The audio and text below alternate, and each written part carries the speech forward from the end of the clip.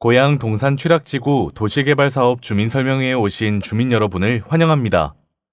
지금부터 고양 동산 취락지구 도시개발사업 주민설명회를 시작하겠습니다. 먼저 본 설명회는 도시개발사업 추진에 앞서 도시개발사업의 이해와 대상지 현황을 파악하고 토지 소유자의 의견을 수렴하여 성공적인 사업을 추진하는 데 의의가 있으며 본 설명회 개최 후 사업 대상지 구역 및 토지 이용 계획은 변동될 수 있음을 알려드립니다. 설명은 크게 엔지니어링 부문과 사업 시행 부문으로 구성되며 엔지니어링 부문 설명 후 사업 시행 부문의 설명을 드리겠습니다.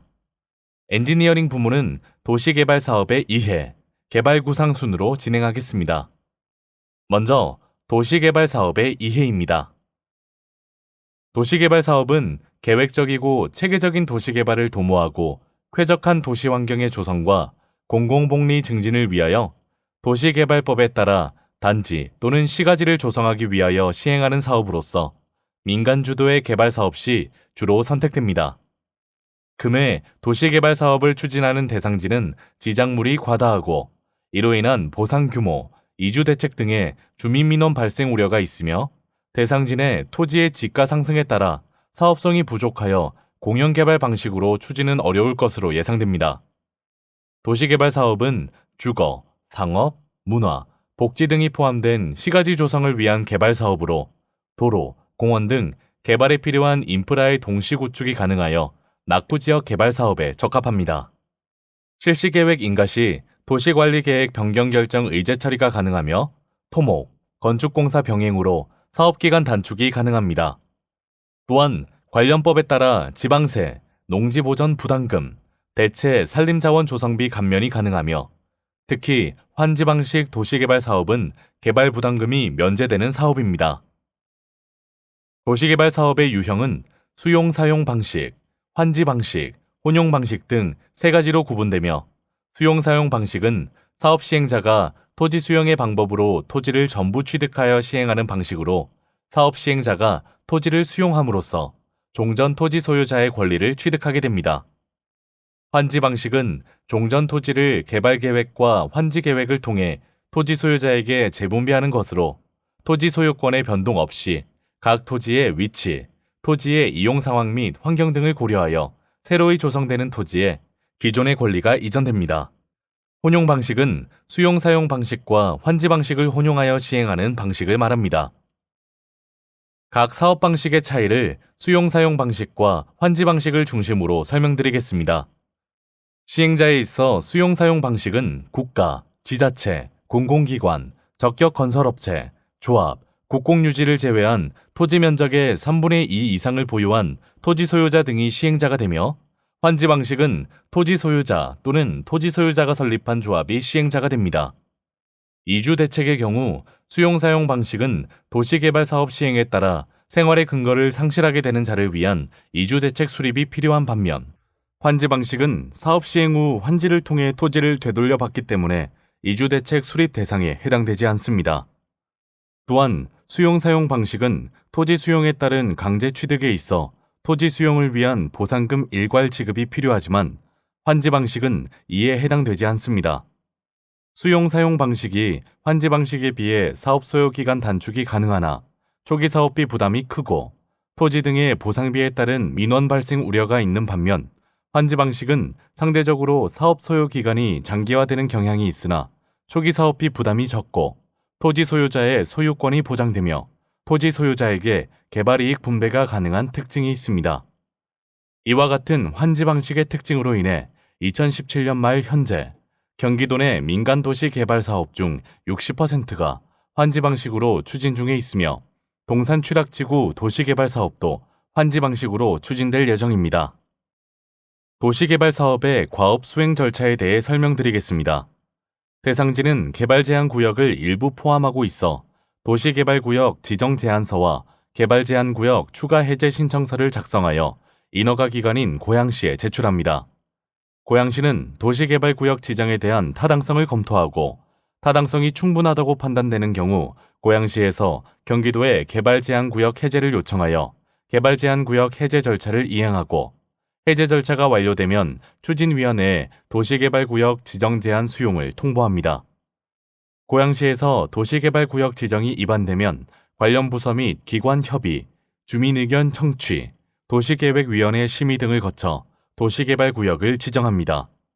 구역 지정 이후 조합 설립 인가를 득하면 추진위원회가 도시개발사업조합으로 변경되고 이후 환경, 교통, 재해 등 재영향평가를 진행한 후 그 결과를 반영하여 도시개발사업자 지정 및 실시계획 인가를 신청합니다. 실시계획 인가를 득하면 환지계획 인가 절차를 진행하고 환지계획 인가를 득한 후 환지 예정지 지정, 공사 착공 등을 진행하게 됩니다.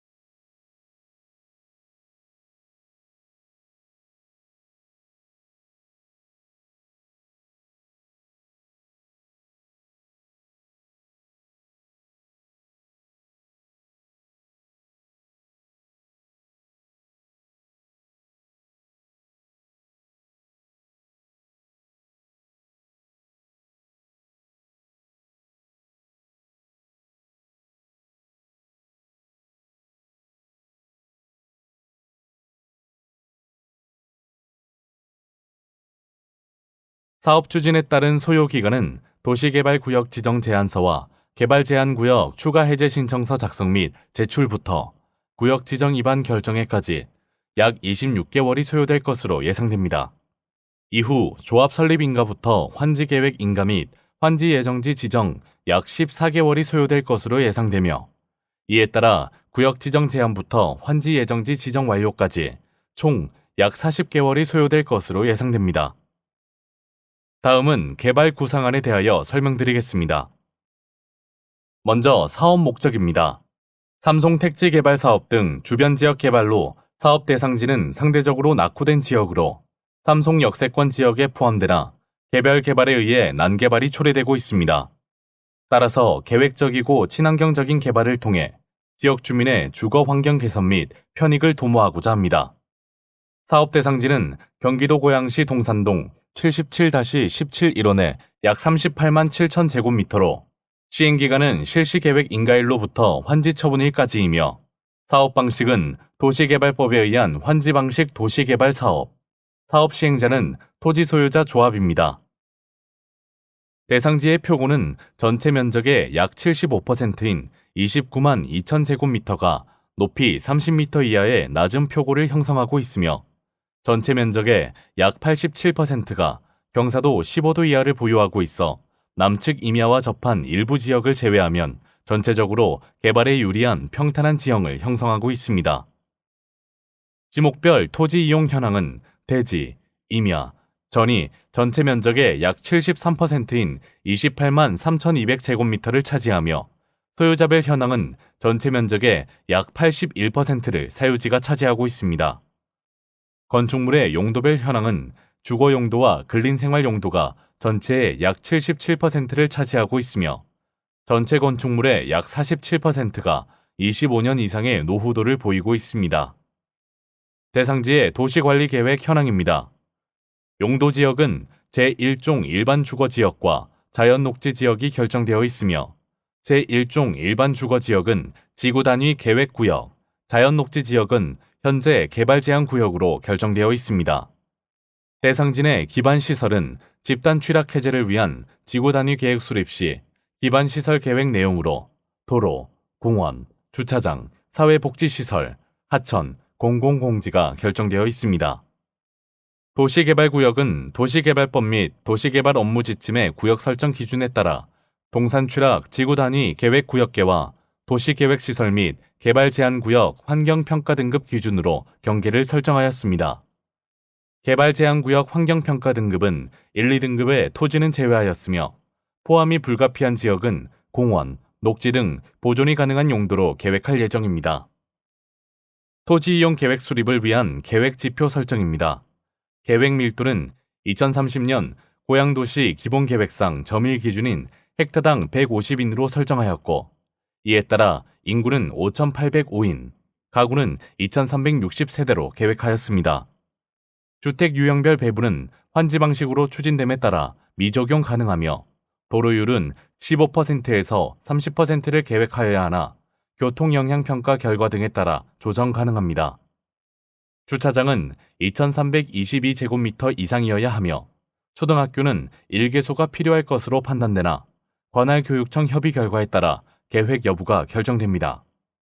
공원 녹지는 77,400제곱미터 이상 계획되어야 하며 개발 제한 구역은 최대 97,500제곱미터까지 해제 가능하나 최종 해제 가능 여부 및 면적은 경기도 협의 결과에 따라 변경될 수 있습니다.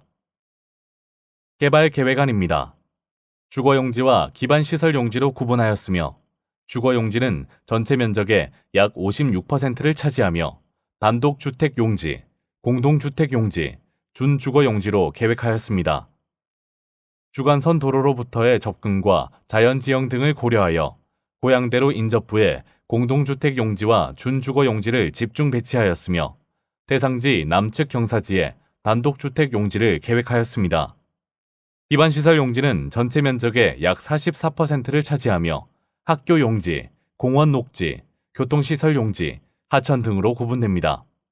학교는 지표에 따라 1개소를 대상지 서남측에 계획하였고 상대적으로 높은 표고와 경사도가 형성된 지형에 공원, 녹지를 계획하였습니다.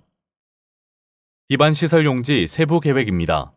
학교 용지는 유치원, 초등학교를 각 1개소씩 계획하였고 공원 녹지 용지는 공원, 완충 녹지, 경관 녹지로 구분하여 계획하였습니다.